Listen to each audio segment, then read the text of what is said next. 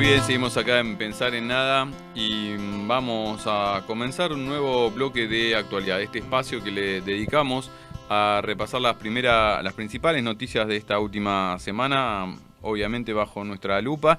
Y en este caso no nos vamos a extender mucho porque tenemos unos audios para compartir con ustedes. Y hay uno por ahí de 3 minutitos, pero hay otro que es un poquito más extenso y bueno, nos queremos extender mucho más. Pero bueno, principalmente está tocado con la actualidad, está bastante tocado con la actualidad. De las últimas 24 horas, decís, De las 40, últimas 48 24. horas. ¿Qué pasó en las últimas 24 horas, Elena Natalia? Hubo una salida, parece que usó la lapicera el presidente, y esto viene a colación porque el viernes se cumplieron 100 años de YPF y fue un momento de reencuentro por estas disputas y cambios y diferencias que han expresado públicamente los sectores que representan tanto al presidente Alberto Fernández como a la vicepresidenta Cristina Fernández, y se vieron en un acto público hecho en Tecnópolis, donde se celebraba este cumpleaños de YPF. Hubo discursos de ambas partes y bueno, Cristina, siempre que nos regala frases de remeras y memes, le dijo a Alberto usar la lapicera. Bueno, un posicionamiento, digamos, se vio en buenos términos las diferencias, o por lo menos las distintas estrategias en relación al momento que estamos viviendo. Y bueno, cierta cuestión en relación a el posicionamiento con los empresarios, con quienes se produce en este país, hablando específicamente de algunas empresas. Uh-huh. Y en el medio involucrado el ministro de Producción, porque parece que ayer hubo, no parece, No, o sea, hubo... después de esa presentación, de esa charla, de ese acto donde habló primero el presidente de YPF, después la vicepresidenta y cerró el presidente. Como decías vos, es la primera juntada presencial entre ambos dos funcionarios, que hace rato que no se juntaban, salvo por sus asesores, sus representados, y tuvieron también un ratito para charlar a solas antes de salir al público. Pero luego de eso hubo un par de situaciones, hubo algún funcionario a las palabras de la vicepresidenta. Claro, aparentemente lo que hizo fue un comunicado de la Secretaría de Energía, porque había llegado vía WhatsApp, esto que uno no entiende, que es el off, ¿no? O sea, pero hubo un mensaje que se hizo circular sin firma. Uh-huh. Y después a través de algunos periodistas. Entonces, bueno, Cristina lo denunció en Twitter. Sábado de la sí. mañana salió a decir, bueno, hay algunos funcionarios que en lugar de venir y hablarme en la cara, hacen cosas por detrás, cuando yo trato de hablar por delante. Entonces, uh-huh. Y parece que el presidente se interiorizó de lo que estaba pasando y le pidió la renuncia al secretario de Producción, Matías Culfas. Ministro. Al ministro, sí. Así que, bueno, nada, horas posteriores ya se estaba anunciando que ese ministerio lo estará ocupando próximamente, luego de arreglar cuestiones personales y administrativas, el hoy embajador en Brasil, Daniel Scioli. Así que, bueno, nada, cambios de último momento de estas últimas horas, pero que también decíamos tiene que ver con todas las cosas que vienen pasando. Se habló en esta presentación de los 100 años de YPF sobre a dónde fue a parar la deuda, qué se hace con los dólares, por qué no alcanza. Algunas cosas se nombraron y entre ellas nada, uno no deja de pensar en el tema de la justicia, de los derechos, y se hizo público también en estas últimas horas, en esta última semana, una presentación que tuvo el vicepresidente de la Corte Suprema de Justicia, Rosencrantz, que dio una charla en la Universidad de Chile el 26 de mayo pasado, o sea, hace 10 días, y entre las palabras que dirigió a su público, dijo lo siguiente. Mi sensibilidad al costo se sintetiza de modo patente, por ejemplo, en una afirmación muy insistente en mi país, que yo veo como un síntoma innegable de fe populista, según la cual detrás de cada necesidad siempre debe haber un derecho. Obviamente, un mundo en el que las necesidades son todas satisfechas es deseado por todos. Pero ese mundo no existe. Si existiera, no tendría ningún sentido la discusión política y moral. Discutimos política y moralmente justamente porque nos encontramos, como decía Rawls, en situación de escasez. No puede haber un derecho detrás de cada necesidad, sencillamente porque no hay suficientes recursos para satisfacer todas las necesidades.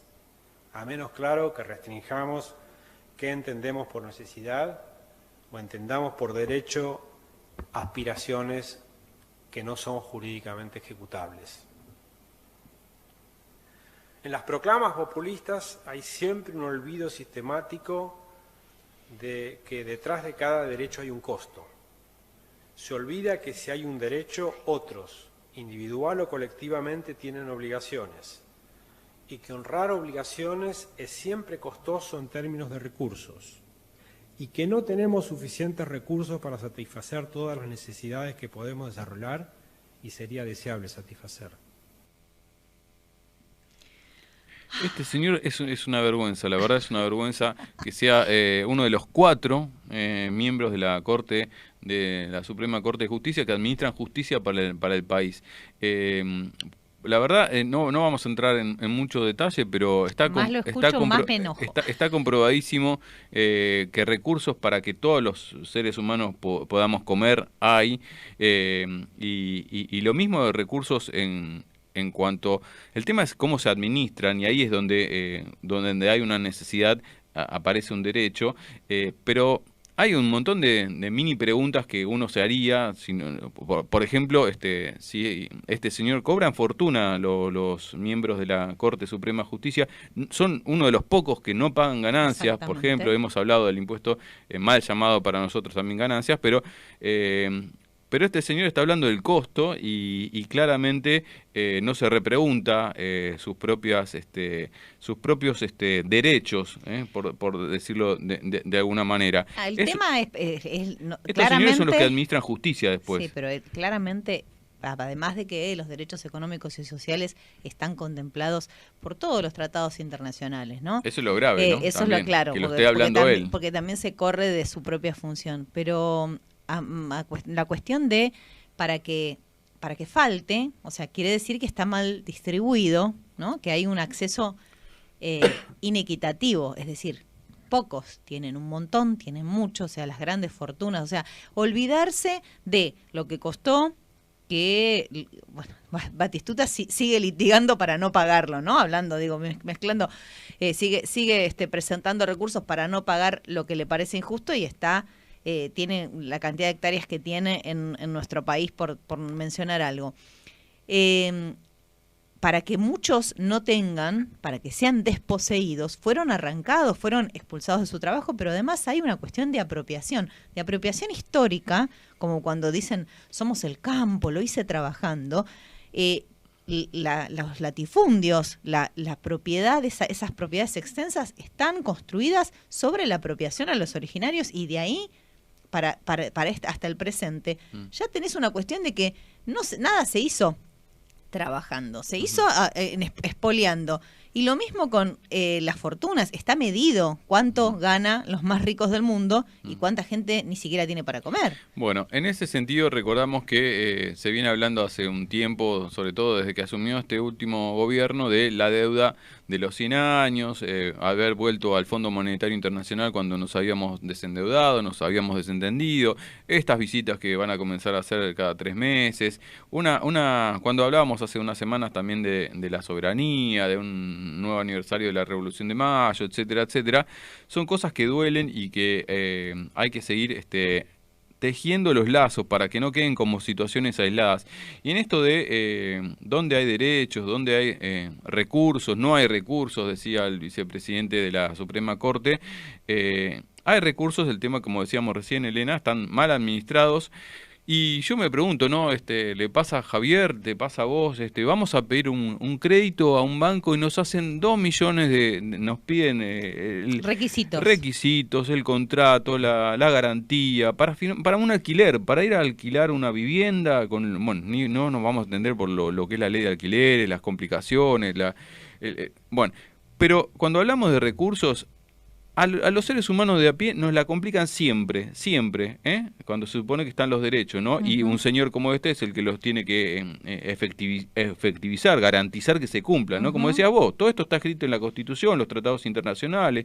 Bueno, y este señor es uno de los que cuando hay que disputas va subiendo la escalerita y es el que pone la última lapicera, por decirlo de alguna manera. Bueno, claramente no va a estar jugando de tu lado cuando haya una tensión así. Pero, ¿dónde están los recursos? El presidente Alberto Fernández, cuando asumió en el Congreso, en la apertura de sesiones, habló en algún momento de que iba a abrir la comisión investigadora de la deuda. Bueno, eso todavía no se termina de concretar, pero ya hay algunos profesionales que están dando su testimonio al respecto, como pasó con el economista reconocido de Claxo y docente, Horacio Robelli, quien este último 1 de junio, o sea, hace 4 días, se presentó en la Cámara de Diputados y dijo lo siguiente. Bueno, muchas gracias por la invitación. En primer lugar voy a decir que no solamente es importante, sino que es imprescindible que se haga ley esta sanción que viene del Senado de la Nación. ¿Por qué? Porque es imprescindible que funcione esta comisión bicameral de control y seguimiento de los contratos y pagos de la deuda. ¿Y por qué decimos esto? El 1 de marzo del 2020, en el discurso de inauguración de sesiones ordinarias, el presidente Alberto Fernández le pide al Banco Central que haga un informe de los dólares que se habían endeudado el gobierno de Cambiemos y cuánto fue lo que realmente se pagó de deuda y cuánto fue lo que realmente se compró y que no se sabe dónde está. Ese informe que hace el Banco Central, lo publica el 20 de mayo del 2020, dice claramente que el endeudamiento superó los 100.000 millones de dólares, que 24.000 millones de dólares se utilizaron para pagar deuda vieja, o sea, el rollover, deuda vieja por deuda nueva, entre ellos a los fondos buitres por reconocerle el total de las acreencias que habían pedido casi por 9.000 millones de dólares, a NMSL y otra Paul Singer. Pero 86.200 millones de dólares lo compraron casi 8 millones de personas físicas y jurídicas, con el agravante que las 100 primeras, que son empresas, compraron 24.769 millones de dólares. 100 empresas compraron en el periodo que va del 17 de diciembre del 2015 al 27 de octubre del 2019, 24.769 millones de dólares, 24.769 millones de dólares de los 86.200. El mecanismo es el siguiente. El que se endeuda es el Tesoro de la Nación. Fue el gobierno nacional que se endeudó.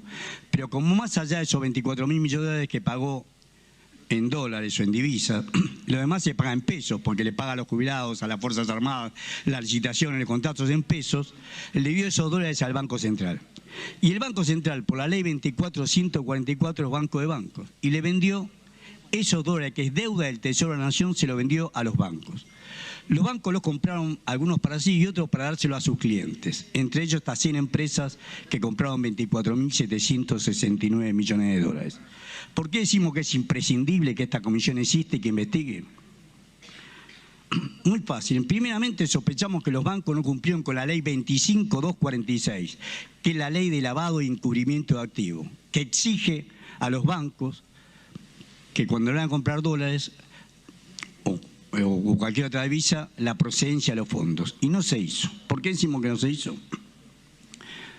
Nosotros tenemos el listado de las 100 empresas que compraron 24.769 millones de dólares y vimos los estados contables de estas empresas, los balances, las memorias y balances que presentan ante la Comisión Nacional de Valores, porque todas estas 100 empresas cotizan en la Bolsa de Comercio de la Nación y en otras bolsas del país y del mundo. Y el balance fiscal que le presentaron a la AFIP. Bueno, en los estados contables, y por eso exigimos que esta comisión se arme y tenga todas estas facultades, hay que abrir los balances, porque cuando uno ve las memorias y los balances, no hace falta ser contador público, ni siquiera perito mercantil. Con haber visto contabilidad solamente, uno sabe que existen dos cuadros en los estados contables. Uno es el famoso flujo de fondos, cuyo primer renglón dice efectivos y equivalentes de efectivo. Después se abre ese efectivo y equivalente de efectivo y es caja y bancos, como sabe cualquier estudiante de contabilidad de primer año. El segundo cuadro es un cuadro que relaciona los activos y pasivos en moneda extranjera.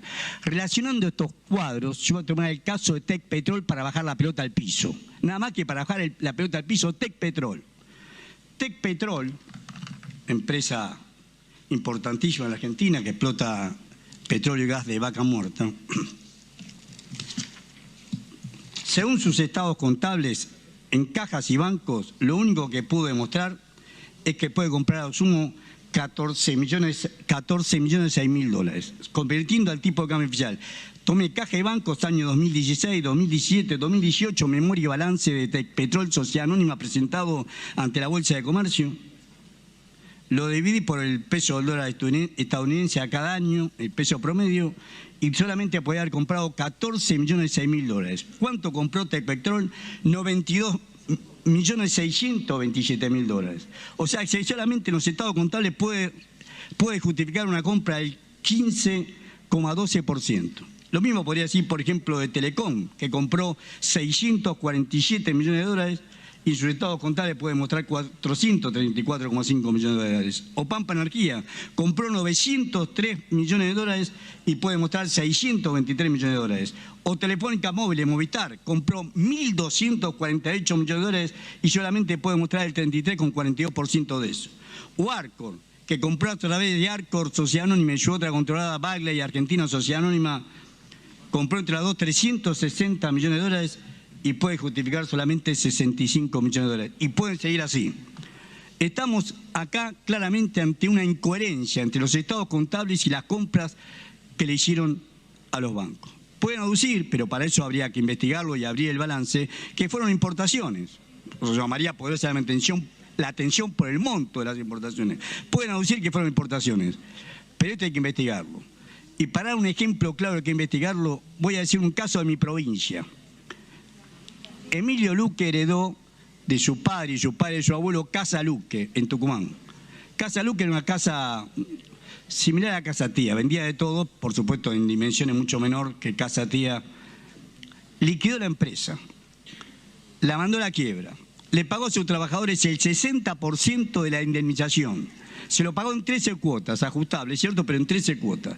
Resulta que Emilio Luque aparece en la listado de las personas que compraron dólares en este periodo que estamos diciendo, del 17 de diciembre del 2015 al 27 de octubre del 2019, casi 18 millones de dólares. Le debe la plata a la FIP, le debe plata a la Dirección General de Renta de la provincia, le debe plata al Banco Nación, al Banco Provincia de Tucumán, y sin embargo aparece comprando casi 18 millones de dólares. Por todo eso, porque la deuda no puede desaparecer, no pueden entrar 86.200 millones de dólares y desaparecer como por arte de magia. No pueden entrar como entraron con el Fondo Monetario Internacional 44.500 millones de dólares y desaparecer en 3 meses. Es obligación del Congreso de la Nación constituir esta comisión y dotarla de todas las plenas facultades para hacer esta debida investigación. Y no que sea el pueblo argentino el que pague una deuda que no lo benefició. Muchas gracias. Bueno, nada, ahí casi 7 minutos dura esta exposición del economista Horacio Robelli. Mucha tela para cortar, pero volvemos al primer audio, donde hay una necesidad, hay un derecho, falta de recursos. Ellos tienen necesidades, vos no entendés, son empresarios pobres.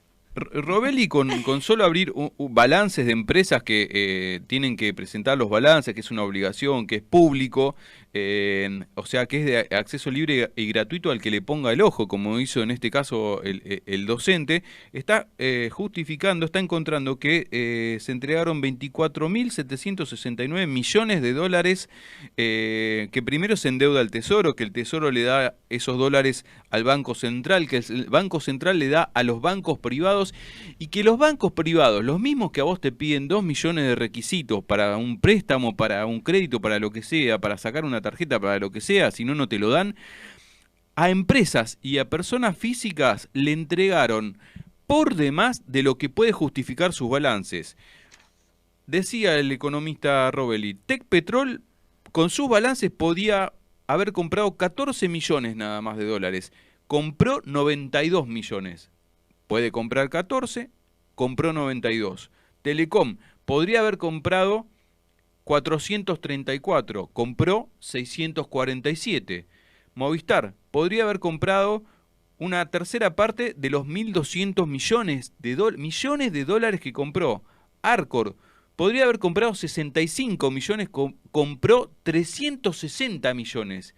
Y acá el caso de una persona física, ponía el economista Robelli, de Emilio Luque, que heredó una empresa del padre, la quebró, le pagó el 60% a los trabajadores en 13 cuotas, compró 18 millones de dólares cuando le debe plata a la AFIP, al Banco Nación y al Banco de Tucumán. Explícame, decime dentro de qué ley, de qué constitucionalidad, alguien no revisó, como decía también el docente, la ley de bancos, la ley del lavado de dinero, de dónde sacan toda esa plata que no pueden justificar para que se les haya entregado todos esos dólares que están faltando, falta de recursos, para aplicarlo en un montón de otras cosas. Ese dinero es el que está fugado, por eso desde hace un tiempito ya fue materializado en este proyecto de que la deuda la paguen los que la fugaron, porque ese endeudamiento que se hizo en el gobierno de Macri sirvió para esto, ¿no? Para repartírsela entre los amigos y los amigos empresarios, y la mayoría se fugó, ¿no? Entonces, claramente, el tema es que esto se puede comprobar, y me parece que tiene que haber una combinación. Una voluntad política. Por eso, entre la voluntad política y, decir, ¿cuándo llega, a qué instancia de la justicia va a llegar? ¿Qué justicia va a ser la que se va a encargar, además de investigar, de sancionar estos delitos económicos? Tal cual, ¿no? Bueno, dos cosas al respecto de esto. Bueno, ojalá se cree esta comisión de investigación. Ya, para mi gusto, está tardando ya no sé cuánto, porque estamos diciendo que esto se pidió en marzo, el 1 de marzo del 2020, ya estamos a mediados del 2022, todavía no se creó la comisión, así que el día que se pongan que confirmen la creación, andá a saber quién le toca ponerse a investigar para que investigue. Bueno, ojalá pase algo, ¿eh? Y por otro lado, nada, también estos testimonios de estos que se supone que tienen que administrar justicia para todos y todas, como este vicepresidente de la Suprema Corte de Justicia, que hacía el boleo, me queda también medio que quedó invisibilizado cuando el anterior presidente Lorenzetti atropelló a alguien en la vía pública y después no salió por ningún lado más. No tiene mucho rebote esa cosa. Bueno, pero, Hayton de Lonasco dijo lo contrario. Hay un proyecto también para que, acompañado por los gobernadores, se amplíe a 25 miembros la Corte Suprema. Ojalá también sirva para algo, para que sea más rápida, se tomen mayores decisiones con mayor efectividad. Bueno, nada. Bueno, hoy quedamos con este bloque de actualidad. Indignadísimo, de cama y súper enojados. Así que, bueno, si te parece, Elena, vamos a cerrar este bloque de actualidad. Y vamos a escuchar, porque eso también es una ley, es un derecho, y sabemos que tiene que haber más para que nos cuidemos entre todos, para que haya más prevención, más ley de ESI aplicada sobre todo. Así que vamos a escuchar a Lalo y a Pato Esmín con el audio sobre la ESI. Decime vos cómo te enteraste. No, fue mi primo. Tenía 17. O las amigas de mi hermana, que eran más grandes. Goroso, una bestia. O los muchachones del barrio. Adultos dudosos, furtivos, enseñando sexualidad. No había ESI. Y parece que no fue bueno el resultado. Mucho abuso, vejación, violación sobre mujeres y niños a escondidas. Lo prohibido en nombre del amor o del cariño. Decime vos cómo te enteraste que no existía la cigüeña, en qué consistía la famosa semillita y qué era eso que tenías entre las piernas. A los 13, el gordo nos mostraba revistas porno en blanco y negro atrás de la boletería tratando de tocarnos. No había ESI. Nadie en casa o casi nadie se animaba a tomar la vaca por las tetas y al toro por los cuernos. Te enseñaba la calle, anónima, torcida, la materia más importante de la vida. Parece desatino, pero ese era el camino. Se llama ESI, Educación Sexual Integral.